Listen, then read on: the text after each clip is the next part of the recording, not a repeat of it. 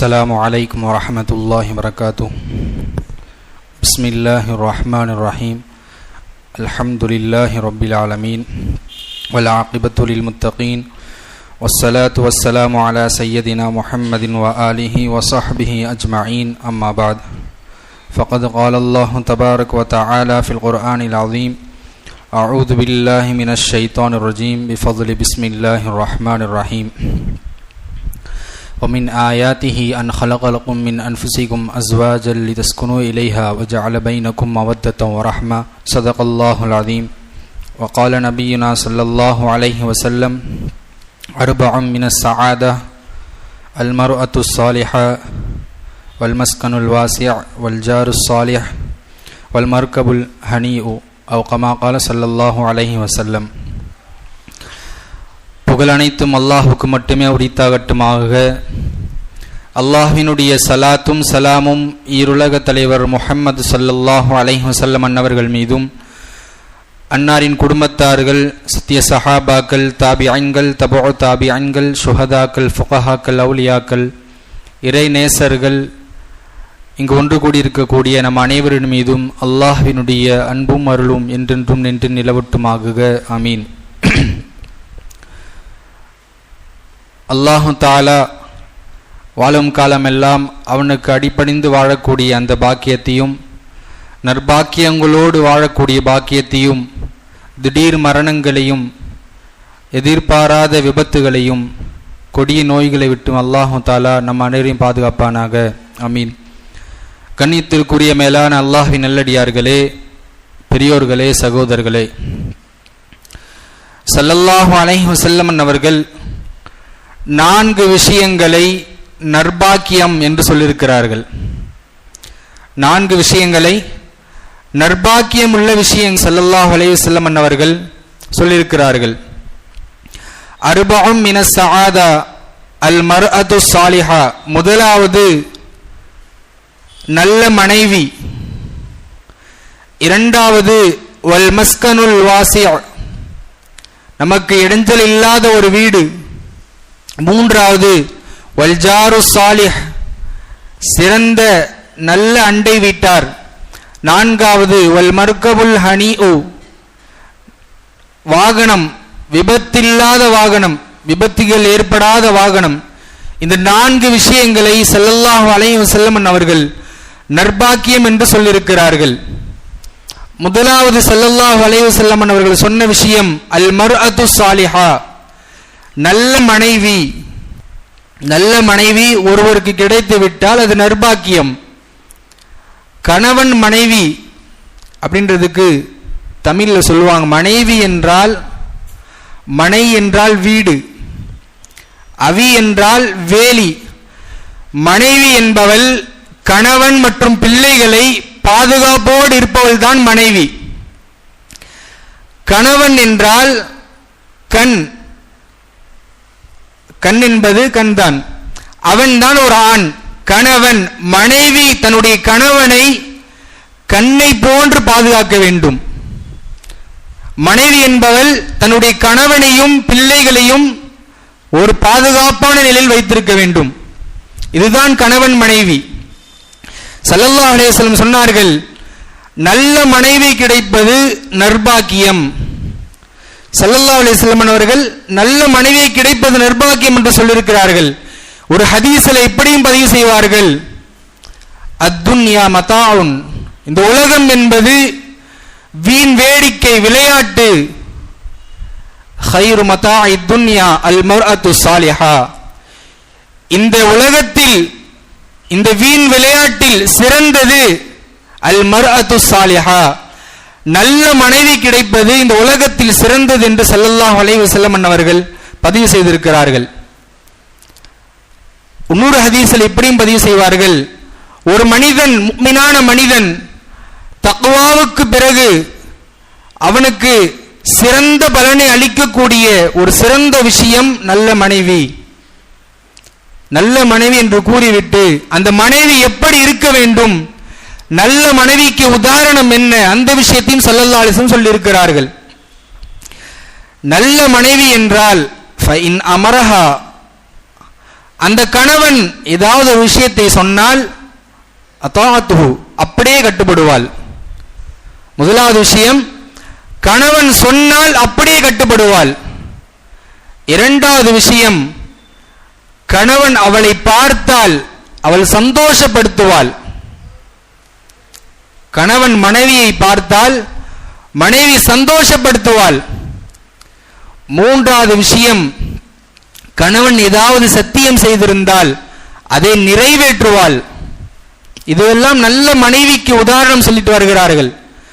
நான்காவது விஷயம், கணவன் இல்லாத போது மனைவி தன்னையும் தன்னுடைய நஃப்ஸையும் கணவனுடைய பொருட்களையும் பாதுகாப்பால். இந்த 4 விஷயங்கள் தான் நல்ல மனைவிக்கு உதாரணம். ஸல்லல்லாஹு அலைஹி வஸல்லம் சொன்னக்கூடிய விஷயம். இன்று நாம் இப்படி யோசிக்க கூடாது, என்னுடைய மனைவி இந்த குணம்லாம் இருக்கா, இப்படி யோசிக்க கூடாது. என்னுடைய மனைவிடத்தில் இந்த குணங்கள் எல்லாம் வர வேண்டுமானால் நான் என்ன செய்ய வேண்டும், இப்படி யோசிக்கணும். என்னுடைய மனைவிடத்தில் இந்த தன்மைகள் எல்லாம் வர வேண்டுமானால் நான் என்ன செய்ய வேண்டும். உதாரணத்திற்கு, நாம் எதை கொடுக்கிறோமோ அதுதான் வரும். நாம் அன்பை கொடுத்தால் அன்பு வரும். கோபத்தை வெளிப்படுத்தினால் அங்கிருந்தும் கோபம் வரும். பிடிக்காத விஷயங்களை வெளிப்படுத்தினால் அவர்களும் அங்கிருந்தும் அது போன்றுதான் வரும். நம்முடைய மனைவி நாம் சொல்லக்கூடிய விஷயங்களை கேட்க வேண்டும் என்றால், அடிபணிய வேண்டும் என்றால், அப்படியே செயல்படுத்த வேண்டும் என்றால் அவர்களுடைய ஆலோசனைகளை நாம் கேட்க வேண்டும். மனைவியினுடைய நல்ல அபிப்பிராயங்களை நாம் எடுத்துக்கொள்ள வேண்டும். அவர்களுடைய கருத்துக்களை எடுத்துக்கொள்ள வேண்டும். அவர்களுடைய உபதேசங்களையும் எடுத்துக்கொள்ள வேண்டும். ஆனால் இந்த உலகத்துடைய நிலை எப்படி இருக்கிறது? கணவன் என்றால் நான் தான் இந்த வீட்டுக்கு தலைவன், நான் சொல்வதுதான் நடக்க வேண்டும், என்னை மீறி யாரும் எதுவும் செய்யக்கூடாது. அது பிள்ளையாக இருந்தாலும் சரி, மனைவியாக இருந்தாலும் சரி. பிள்ளை இவரை விட ஒரு படி வளர்ந்திருப்பான், வாலிபத்தையும் அடைந்திருப்பான், நல்ல ஆற்றலுள்ள பிள்ளையாக இருப்பான், மனைவி நல்ல சிறந்த அறிவாளி உள்ள மனைவியாக இருப்பாள். ஆனால் இவர்கள் செய்யக்கூடிய தவறுகளை சுட்டி காட்டினால் எடுத்துக்கொள்ள மாட்டான். கணவன் அதை எடுத்துக்கொள்வதில்லை. மனைவி சொல்லக்கூடிய அபிப்பிராயங்களை, ஆலோசனைகளை எடுத்துக்கொள்வதில்லை. நாம் எப்போது நம் மனைவியினுடைய அந்த கருத்துக்களை, நல்ல ஆலோசனைகளை, உபதேசங்களை எடுத்துக்கொள்வோமோ, நாம் சொல்லக்கூடிய விஷயங்களை மனைவி கேட்பார்கள்.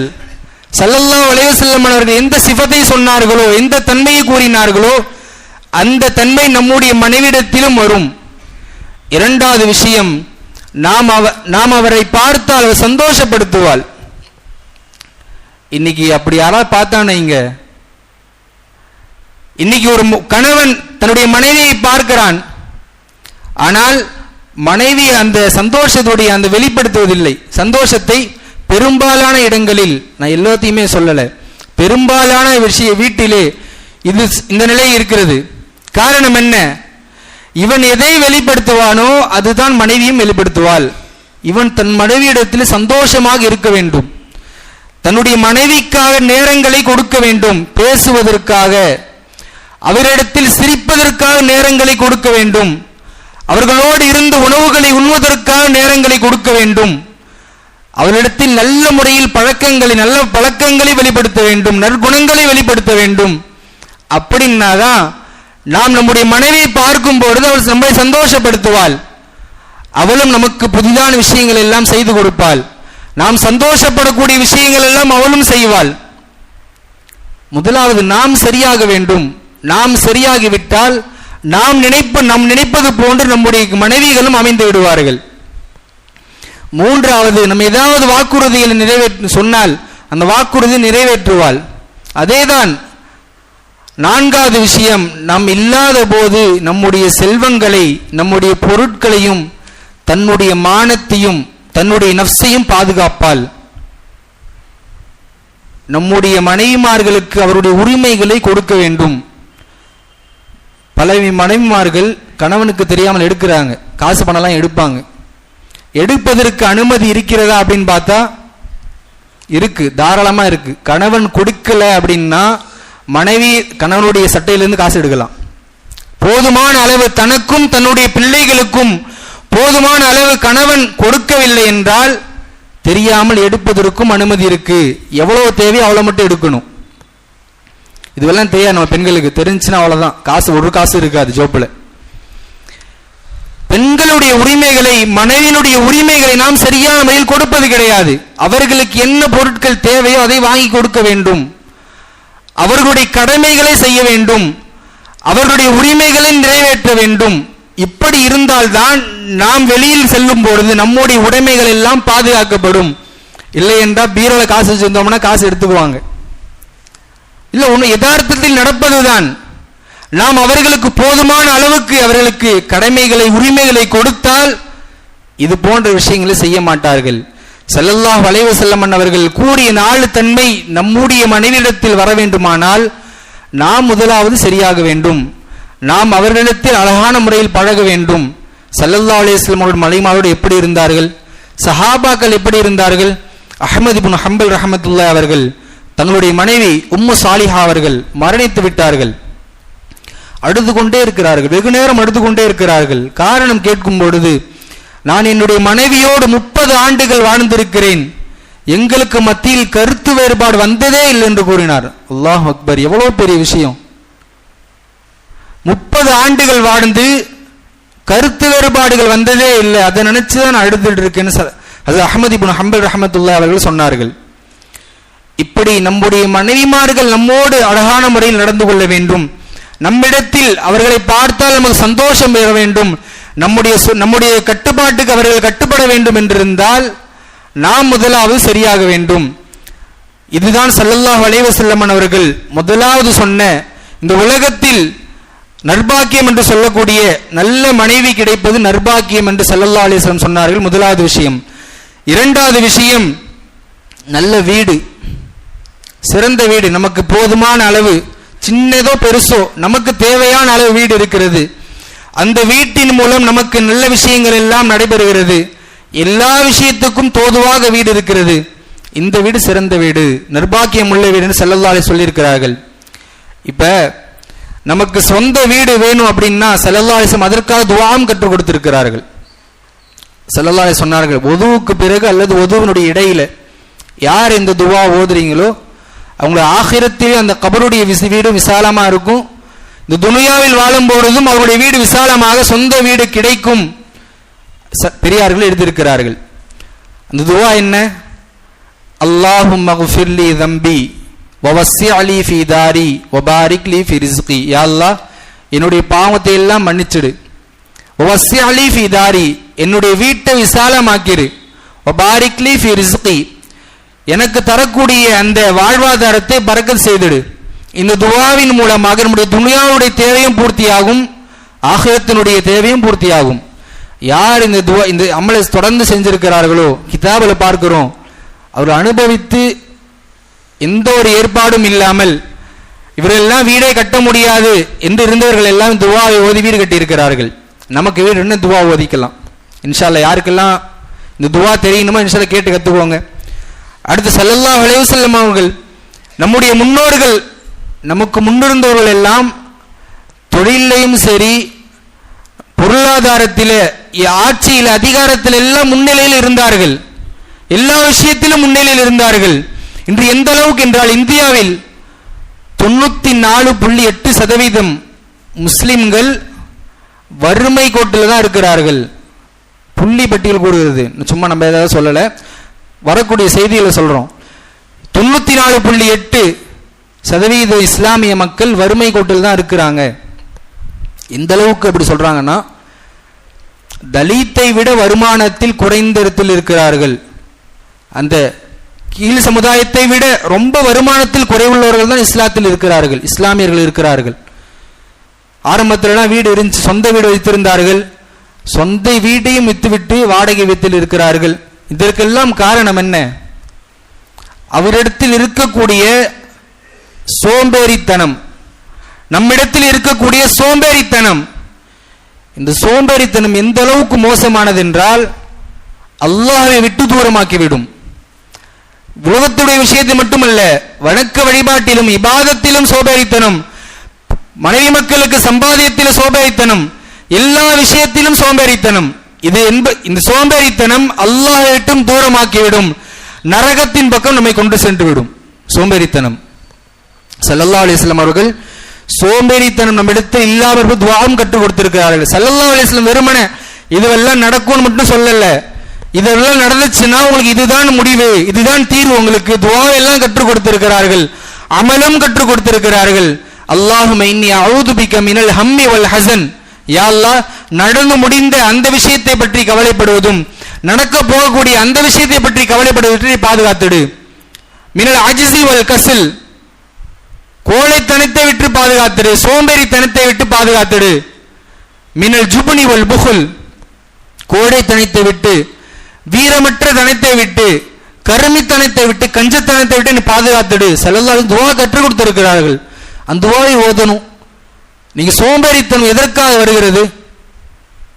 பரவலாக சோம்பேறித்தனம் வணக்க வழிபாட்டிலும் சரி, நம்முடைய உலகத்தினுடைய காரியங்களிலும் சரி, அதில் மிக முக்கிய காரணம் வயிறு புடைக்க சாப்பிடுவது, வயிறு புடைக்க சாப்பிடுவது, பாவங்கள் அதிகமாக செய்வது, எல்லா நேரத்திலும் தூங்கிட்டே இருக்கிறது. இந்த 3 விஷயங்களும் நமக்கு சோம்பேறித்தனத்தை அதிகப்படுத்தும். முஸ்லிம்கள் ஏன் இந்த அளவுக்கு கீழ்த்தரத்தில் வந்தார்கள்? அதற்கு காரணம் சோம்பேறித்தனத்தை தான் கூறுகிறார்கள். இந்த சோம்பேறித்தனத்திலிருந்து நம்ம அல்லாஹ் இடத்தில் பாதுகாப்பு கேட்க வேண்டும். நம்முடைய வீடு எல்லா விஷயத்துக்கும் தோதுவான வீடாக இருந்தால் அந்த வீடு ஒரு சிறப்பான நற்பாக்கியம் உள்ள வீடாக இருக்குது ஸல்லல்லாஹு சொல்லியிருக்கிறார்கள். உதாரணத்திற்கு அவர்களுக்கு வீட்டிலே எல்லா வசதியும் இருக்கு, தொழுகைக்கு உண்டான வசதிகள்லாம் இருக்குது, நன்மைகள் செய்யக்கூடிய அமல்கள் செய்யக்கூடிய வசதிகள் இருக்குது, பிள்ளைகள் உறவினர்கள் எல்லாம் வரக்கூடிய வசதிகள் இருக்கு, பள்ளிக்கு வரக்கூடிய வசதி, நம்முடைய தேவைகளை வாங்கக்கூடிய வசதி, எல்லாமே சேர்ந்திருந்தால், விசாலமான வீடு இருந்தால் அந்த வீடு நற்பாக்கியம் உள்ள வீடு. இன்னொரு விஷயம், நம்முடைய வீடை நாம் எப்படி மாற்றார்கள் எல்லாம் தங்களுடைய வீடை கட்டும் பொழுது அவருடைய கடவுளுக்காக தனி அறையை கட்டுகிறார்கள், பூஜை ரூம்னு கட்டுவாங்க தனியா. அப்படியாக நம்ம எல்லாம் யாருமே கட்டுறது கிடையாது, அப்படி யாரும் கட்டுறது கிடையாது. இந்த கொரோனாவுக்கு பின்னாடி நிறைய பேர் கட்டி இருக்கிறாங்க. இன்னும் பல இடங்கள்ல இந்த ரயில் நிலையங்களை, அதே போன்று சமீபமாக ஒரு செய்தி வந்தது, விமான நிலையங்கள்ல தொழுவதற்காக இடங்கள் எல்லாம் இருக்குது, அந்த நிலையங்களை நீங்க பயன்படுத்தி கொள்ளுங்க, இல்லைன்னா அரசாங்கம் கைப்பற்றிடும், இப்படி ஒரு நியூஸ் வந்துச்சு. அல்லாஹ் தஆலா எல்லா வசதியும் நமக்கு கொடுத்திருக்கிறான், நாம் அதையெல்லாம் தட்டி கழித்து கொண்டே இருக்கிறோம். நம்முடைய வீடு எப்படி இருக்க வேண்டும்? தொழுவதற்குண்டான ஒரு அறையை ஏற்பாடு செய்திருக்க வேண்டும், அல்லது தொழக்கூடிய ஒரு இடத்தை, ஒரு நிரந்தரமான ஒரு இடத்தை முடிவு செய்ய வேண்டும். ஒரு சஹாபி, கண் தெரியாத சஹாபி, வயோதிக சஹாபி, யா ரசூலல்லாஹ், நான் என்னுடைய கூட்டத்தாருக்கு தொழுவிப்பதற்காக ஆற்றை கடந்து செல்கிறேன், மழை காலமா இருந்துச்சு, என்னால் செல்ல முடியல, நீங்க என்னுடைய வீட்டுக்கு வந்து 2 ரக்காத் தொழுதுட்டு போங்க, நான் அந்த இடத்தை நான் தொழுவிடமா ஆக்கிக்கிறேன்னு சொன்னாங்க. ஸல்லல்லாஹு அலைஹி வஸல்லம் அவர்களும் அபூபக்கர் ரலியல்லாஹு அன்ஹு அவர் வீட்டுக்கு வந்து 2 ரக்காத் தொழுதுட்டு போனாங்க. அப்பையிலிருந்து அந்த இடத்தை அந்த சஹாபி தொழுவதற்காக மட்டும்தான் பயன்படுத்தினாங்க. இப்படி நம்முடைய பெண்களிடத்திலும் சொல்லணும், நீங்க ஒரு இடத்தில் குறிப்பிட்ட ஒரு இடத்துல சொல்லுவீங்க. எப்படி நமக்கு மஸ்ஜித் இருக்கிறதோ அது போன்ற பெண்களுக்கு ஒரு வீட்டில் இருக்கக்கூடிய ஒரு இடத்தையோ அல்லது ஒரு அறையை தேர்வு செய்து அந்த இடத்தில் மட்டும்தான் தொழுவதற்கு, மற்ற அமல்கள் செய்வதற்கு நாம் ஈடுபடுத்த வேண்டும். அந்த இடத்தில் தேவையில்லாத கூச்சம் குழப்பங்கள் எல்லாம் இருக்கக்கூடாது. இப்படி நம்முடைய வீட்டினுடைய அமைப்புகள் இருக்க வேண்டும். இப்படி எல்லாம் நம்முடைய வீடு அனைத்து அமல்களுக்கும் எல்லா விஷயத்துக்கும் தோதுவாக இருந்தால் அந்த வீடு நிர்பாக்கியம் உள்ள வீடு. 3வது விஷயம், ஸல்லல்லாஹு அலைஹி சொன்னார்கள், ஜாரு சாலிஹ், நல்ல வீட்டு அண்டை வீட்டார், நமக்கு பக்கத்தில் அண்டை வீட்டார், நல்ல அண்டை வீட்டார் இருக்கிறாங்க அப்படின்னா அது நர்பாக்கியம் தான். கொரோனாலயத்தெல்லாம் நம்ம எல்லாம் அனுபவிச்சோம், நல்லா பழகிட்டு இருந்தாங்க. கொரோனா காலத்தில் பார்த்தா நமக்கு பக்கத்து வீட்டுக்காரங்க என்ன பண்ணாங்க, இவங்க தான் என்ன பண்ணாங்க, அந்த உளவுத்துறையிட்ட சொல்லி கொடுக்கறது, இப்படியெல்லாம் இருந்தாங்க. அதற்கு மாற்றமா மாற்று சகோதரர்கள் எல்லாம் கொரோனால இருந்தப்ப நம்முடைய இஸ்லாமிய சகோதரர்கள் அவர்களுக்காக உதவி செய்தது, நல்ல அண்டை வீட்டாராக அவர்களுக்கு உணவுகளை பரிமாறியது, உணவு பண்டங்களை வாங்கி கொடுத்தது, இதெல்லாம் சமூக வலைதளங்களை பார்த்தோம், ரொம்ப பெருமையோடு சொன்னாங்க. இப்படி நமக்கு அண்டை வீட்டார், நல்ல அண்டை வீட்டாராக யாருக்கு அமைந்து விடுகிறார்களோ அவர் சிறந்த நிர்பாக்கியசாலி. ஒரு வரலாறு, ஒரு கதை இருக்கிறது. ஒரு வேட்டைக்காரர், அவருக்கு பக்கத்தில் ஒரு ஆட்டு மந்தை வைத்திருக்கக்கூடிய விவசாயி, வேட்டைக்காரிடத்தில் ஒரு நாய் இருக்கிறது. அவரிடத்தில் ஆடு இருக்கிறது. இந்த நாய் கட்டி வைக்க மாட்டாரு, தினமும் அந்த ஆடுகளை போய் கடிச்சுட்டு வரும். அந்த விவசாயி ஒரு அனுதினமும் சண்டை போட்டுட்டே இருப்பார். இதற்காக உங்க நாய் கட்டி வைங்க, வேணும்னா உங்க ஆட்டை கட்டி வச்சுக்கோங்க. இப்படி தொடர்ந்து சண்டையாக இருக்கிறது. இந்த விவசாயி நேராக அரசரிடத்தில் செல்கிறார். அந்த அரசருக்கு இந்த விவசாயி கொஞ்சம் வேண்டப்பட்டவர். அரசர் சொன்னார், உடனடியாக தண்டனை கொடுக்க முடியும். அப்படி தண்டனை கொடுத்தால் நான் இங்கே தான் இருக்கிற, அரசவையில் தான் இருக்கிறேன். ஆனா நீ அவனுக்கு பக்கத்து வீட்டில் தான் இருக்கிற, நீ அவனை பார்க்கக்கூடிய நிலையில தான் இருப்ப. அவன் எங்க போனாலும் நீ இப்போ உன்னை சந்திச்சுட்டு தான் போகணும், ஏன்னா பக்கத்து வீடு. அதனால ஒரு ஆலோசனை தரேன், நீ அந்த ஆலோசனையை செய்து பாரு. உடனே அந்த விவசாயி நேரா வீட்டுக்கு வராரு. சந்தர்ப்பத்தை எதிர்பார்க்கிறாரு. எப்பயாவது அவர் வீட்டில் ஏதாவது ஒரு திருமணம், ஏதாவது நல்ல காரியம் நடக்குமான சந்தர்ப்பத்தை எதிர்பார்க்கும் பொழுது அந்த வேட்டைக்காரனுடைய அந்த மகனுக்கு திருமணம் ஆகுது. அப்ப இந்த விவசாயி ஒரு குட்டி ஆடை பிடிச்சிட்டு போய் அவர்கிட்ட அன்பளிப்பா கொடுக்கிறாரு. அவருக்கு ஒரே மகிழ்ச்சி. இந்த வேட்டைக்காரனுக்கு, எப்பா என்னுடைய நாய் உனக்கு எவ்வளோ அது கட்டி வைக்காம எவ்வளோ வேதனை கொடுத்தனே, எவ்வளோ தொந்தரவு கொடுத்தனே, நீ அதையெல்லாம் மனதில் வைக்காம எனக்கு ஒரு ஆட்டுக்குட்டியை அன்பளிப்பா தரையே, நான் ரொம்ப மகிழ்ச்சி அடையேன் அப்படி சொல்லிட்டு சொன்னாரு. அந்த கதையினுடைய அந்த வரலாறுடைய கீழே குறிப்பில் எழுதுறாங்க, அந்த ஆட்டை கொடுத்ததால் அந்த வேட்டைக்காரன் தன்னுடைய நாய் கட்டி போட்டு வைத்தான். அந்த அரசர் இந்த மனிதனுக்கு தண்டனை கொடுத்திருந்தால் மேலும் இவருக்கு மீது பகைமை அதிகமாக இருக்கும்.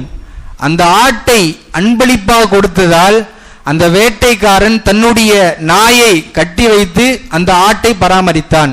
யாருக்குமே எந்த ஒரு தொந்தரவும் வரல. இப்படி நம்முடைய வீட்டுக்காரர் நல்ல வீட்டுக்காரன் அமைஞ்சிட்டாங்க அப்படின்னா அதுவும் நிர்பாக்கியம். அதற்கும் நாம் தான் காரணம். அவரிடத்தில் அழகான முறையில் நடந்து கொள்ள வேண்டும், அவளுக்கு உணவுகளை பரிமாறி கொடுக்க வேண்டும், அவருடைய சுய துக்கங்களை எல்லாம் பங்கு கொள்ள வேண்டும். அதே அவங்களுக்கு ஏதாவது சிரமங்கள் ஏற்பட்டால் அதற்கு நம்மால் முடிந்த அளவுக்கு அவளுக்கு முயற்சிகளை, அவர்களுக்கு என்ன உதவி செய்ய முடியுமோ அதையெல்லாம் செய்து கொடுக்க வேண்டும். இது மூன்றாவது விஷயம். நான்காவது விஷயம், ஸல்லல்லாஹு சொன்னார்கள், அல் மர்கபுல் ஹனீஉ, விபத்துகள் ஏற்படாத வாகனம். ஸல்லல்லாஹு காலத்தில் விபத்துகள் எல்லாம் ஏற்பட்டிருக்கு. ஒரு சஹாபி ஒட்டகத்து மேல உட்கார்ந்து இருந்தாரு, ஒட்டகம் மிரளிச்சு கீழே விழுந்தாரு, ஒட்டகத்துடைய கால் பட்டு அப்படியே மரணிச்சிட்டாரு. ஸல்லல்லாஹு அலைஹி வஸல்லம் அவர்கள் வாகனத்தில் போகும்போது விபத்து இல்லாமல் போகணும், வாகனத்தில் தடுமாறாமல் நம்ம வாகனத்தை சரியான முறையில் பாதையில் கடக்க வேண்டும் என்பதாக துஆவும் கற்றுக் கொடுத்திருக்கிறார்கள். ஹஸரத் ஜரீர் ரலியல்லாஹு அவர்கள் ஸல்லல்லாஹு யா ரசூலல்லாஹ், எனக்கு நான் எப்பெல்லாம் குதிரை மேல உட்காரனோ வலி கீழே விழுந்துடுறேன், எனக்கு துஆ கற்றுக் கொடுங்க, எனக்கு துஆ செய்யுங்க அப்படின்னு சொல்லும்போது ஸல்லல்லாஹு நெஞ்சை தட்டி துஆ சொன்னார்கள், அல்லாஹும்ம சப்பித்ஹு, யா அல்லாஹ் இவருடைய பாதத்தை ஸ்திரமாக்கு, வஜஅல்ஹு ஹாதியம் மஹ்தியா, யா அல்லாஹ் இவரை நேர்வழியில் செல்லக்கூடிய நபராக, நேர்வழி காட்டக்கூடிய நபராக ஆக்கின்னு ஸல்லல்லாஹு துஆ செய்திருக்கிறார். இந்த துஆ நாமும் செய்யணும். வாகனத்தில் போகும்போது யா அல்லாஹ் எனக்கு என்னுடைய பாதத்தை ஸ்திரமாக்கு, என்னுடைய பாதை நேரான பாதையாக, நேர்வழியுள்ள பாதையாக, நான் நேர்வழி காட்டக்கூடிய பாதையாக என்னுடைய பாதையமாக்குன்னு நம்மளும் துஆ செய்யணும். ஸல்லல்லாஹு அலைஹி வஸல்லம் வாகனத்தில் ஏறி உட்கார்ந்தவுடன் துஆவும் செய்திருக்கிறார்கள். அல்லாஹும் சுப்ஹானல்லதி ஸஹ்ஹலனா ஹாதா வமா குன்னா லஹு முக்ரினீன், யா அல்லாஹ் எங்கள் கட்டுப்படாத வாகனத்தை கட்டுப்பட செய்த ரப்பு, சுப்ஹான ரப்பே உனக்கே புகழ் அனைத்தும், நீயே பரிசுத்தமானவன். இப்படி ஸல்லல்லாஹு துஆவும் கற்றுக் கொடுத்திருக்கிறார்கள். அதே போன்று ஒரு மனிதனிடத்தில் வாகனம் பழுதடைந்து நிற்கிறது, அவனது வாகனத்தை அப்படியே விட்டு விட்டான்.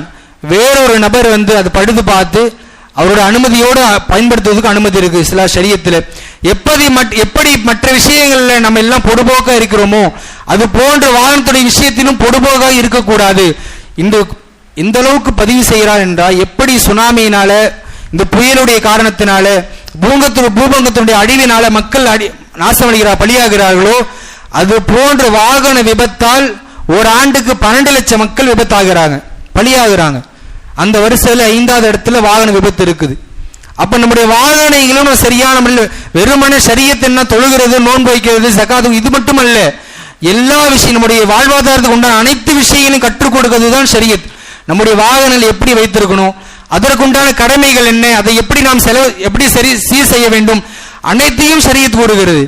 அல்லாஹ் தஆலா எப்படி இந்த 4 விஷயங்களை நமக்கு ஒரு நற்பாக்கியமாக கொடுத்திருக்கிறானோ அது போன்று மற்ற இருக்கக்கூடிய நற்பாக்களின் நமக்கு தெரிவித்து கொடுத்து அல்லாஹ்வுக்கு பிடித்தமான நல்லடியார்களாக, அல்லாஹ்வுக்கு பிடித்தமான அல்லாஹ்வுடைய பொருத்தத்தை பெற்ற நல்லடியார்களாக அல்லாஹ் தஆலா வாழ்ந்து மரணிக்கக்கூடிய அந்த பாக்கியத்தை அல்லாஹ் தஆலா அனைவருக்கும் தந்தல்